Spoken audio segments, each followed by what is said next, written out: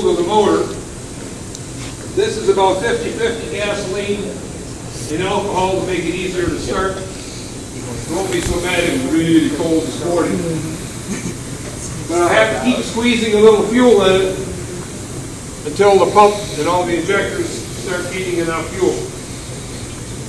When it's time to shut it off, the driver shuts the fuel off. This is going on YouTube. Which moves this lever. That's on and that's off. The engine is going to still run. The pump has to pump fuel, but it's going to bypass all the fuel back to the tank. No more fuel is going to the engine. But eventually the engine runs out of fuel and shuts off. We don't let it shut off the key. It doesn't have a key. It has an emergency button. And what happens if you hit the emergency button, it leaves too much fuel in the motor. And that's kind of the emergency stop. We don't really want to hit that button unless it's an emergency.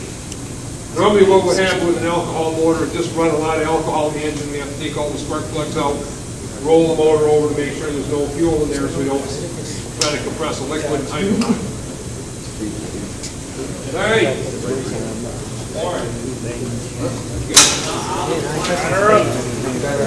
Anybody else?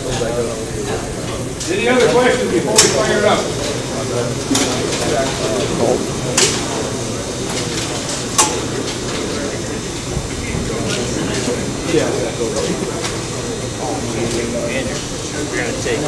Okay. I can. I am right now. First time I've seen her get in with the steering wheel on, I didn't think it was going to work.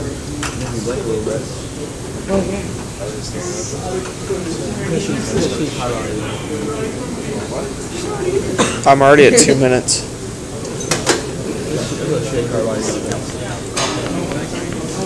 Sitting on the seat.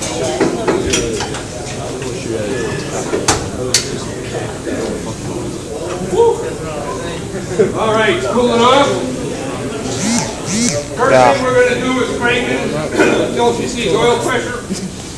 Then she pulls off the emergency kill button, which will allow us to take the ground off of the magneto, and if we're lucky, it'll start.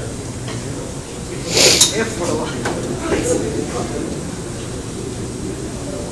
You get oil pressure, light her up. Jake, take it back.